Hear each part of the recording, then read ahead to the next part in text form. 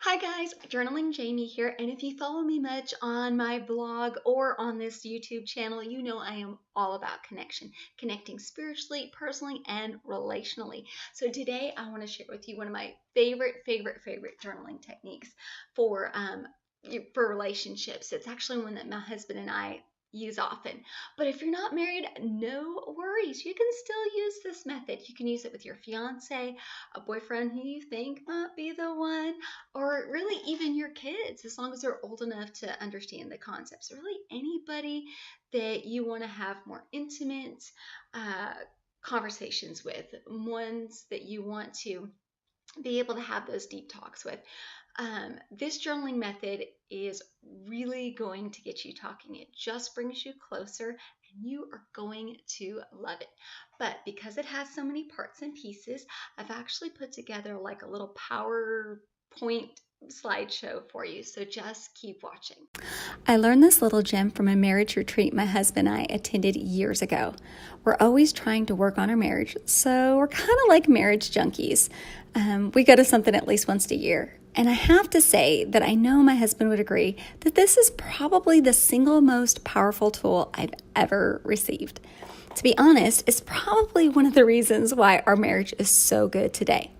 So if you're like, what journaling magic communication tool is this that you speak of? Well, we call it love letter journals.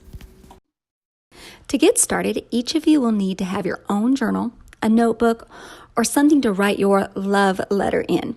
And you'll need at least 20 minutes of alone time to complete it. Okay, so the way it works is first you're going to choose a topic you want to talk about. You can choose anything you want to talk about. It can make it deep or lighthearted as you want to. I mean, it could be lighthearted stuff like, what do I love most about you? Or what would I do if we won the lotto?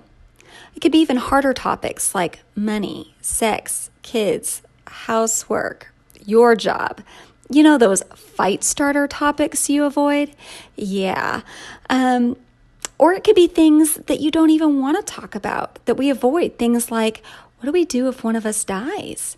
See, love letter journals are filled with love, so it's a safe and loving place to talk about anything and everything, but especially those things that you haven't been talking about. Okay, so after you've decided on your topic, then you're going to pose a question that each of you will answer in your own journal. Because this is your own journal, you want to make sure that you talk about how you personally feel about it.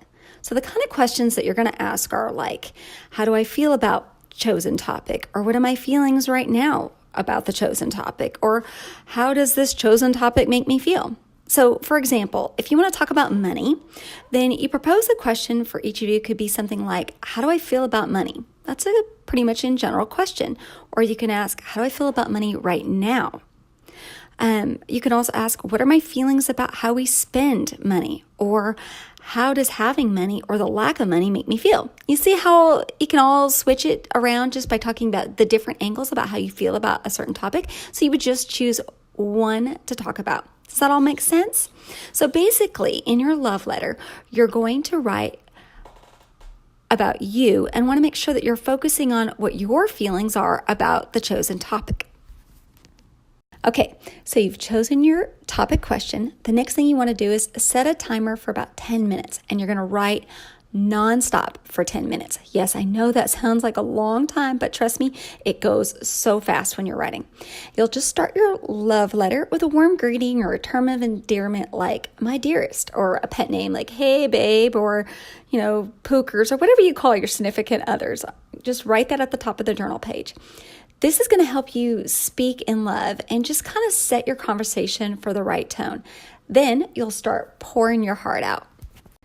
Okay, before we go any further, I need to make a little side note for you here, because there are 3 imperative keys to writing a perfect love letter. The first is, and I cannot stress it enough, is you want to focus on your feelings in your writing.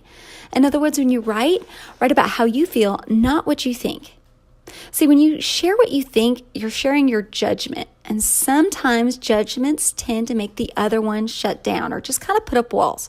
But when you share your feelings, people just naturally put down their defenses. See, there's a time and a place for theological discussions, but it's not in a love letter.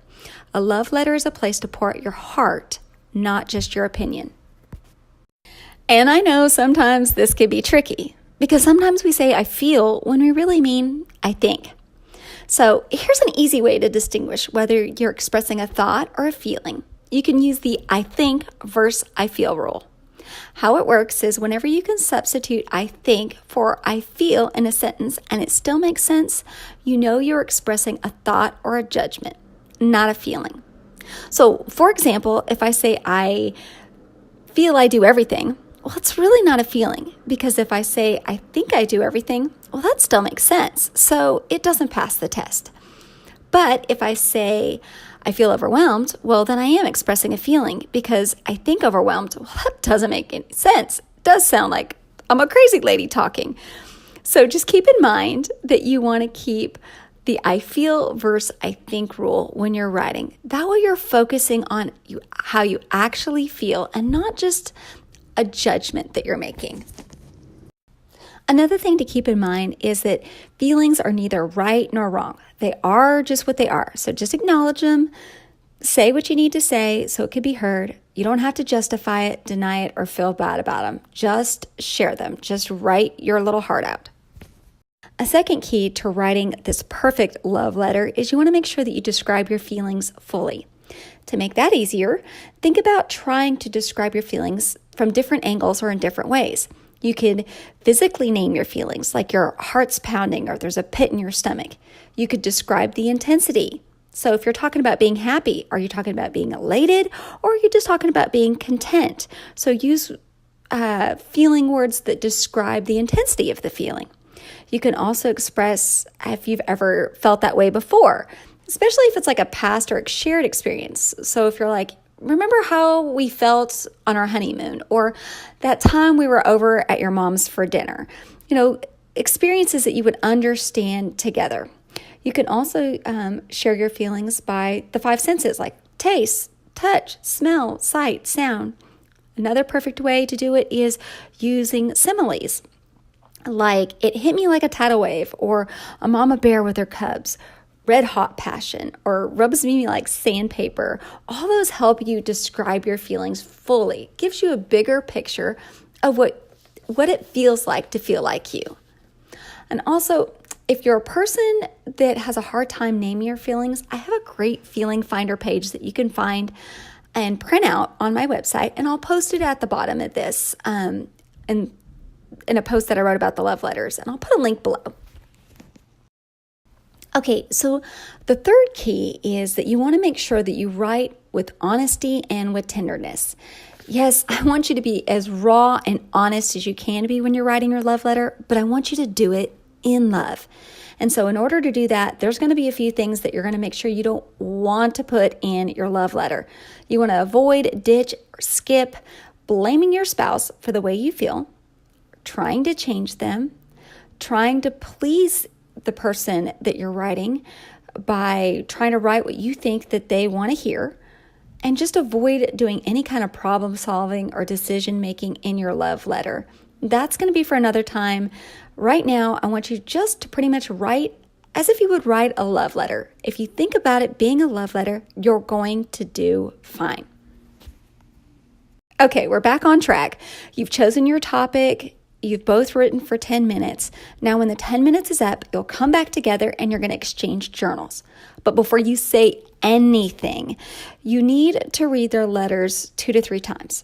And this is going to be super, super important, because to really listen to what your partner has to say, you're just going to read what they wrote quietly, and then you'll read it again. And then after you've read your partner's letters 2 times, you'll hand it back to them, and then they're going to read their letter out loud 1 more time to you. So in total, you'll listen to what your partner has to say 3 full times before you make any response. And finally, the good stuff. This is where we get to start talking. Whoever wants to start the conversation can. Or if no one is brave enough to start, you can just toss a coin to see who's going to start first. Now, when you start talking, you can start by asking questions. And when I say questions, Questions for more clarity, not questions that are disguised as accusations, okay? Questions like, tell me more about that, or am I understanding you right? Or you can even ask them, how do you feel now that you've revealed your feelings to me? See, I prefer to start by asking questions because it helps me understand anything that I don't fully understand. It helps deepen our connection and it tends to open up even more conversation. But you can also start by telling them how you feel after hearing their heart. That's perfectly okay too.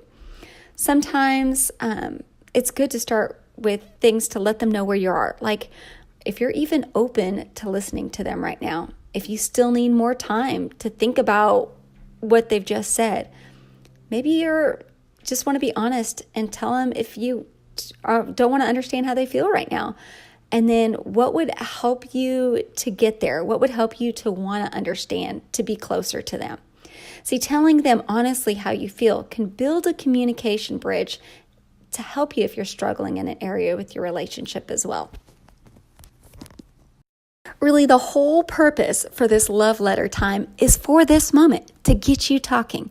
So there's just a few more tips that I want to give you to share with you to make this discussion truly a time where you can connect to one another. One is be mindful not to interrupt while they're sharing. Try to put yourself in their shoes. Don't immediately jump to conclusions or put up defenses. Be patient and hear them out. Just listen. Also, while you're talking with them, it's okay to say things like, I understand or I'm sorry, but don't say things like, I'm sorry that you feel that way. My husband hates it when I say that. He says it sounds like I'm saying, I'm sorry you feel that way. It sounds dismissive. And I guess when he says it to me, it does too. So another thing is just in general, try not to apologize for someone else's behavior. Their feelings are their feelings and yours are yours. And then finally, the best tip I could give you is just always be you and let them be them. Remember that you're the person that they fell in love with and they're the person that you care for. You may not understand each other right now, but that's the point of this.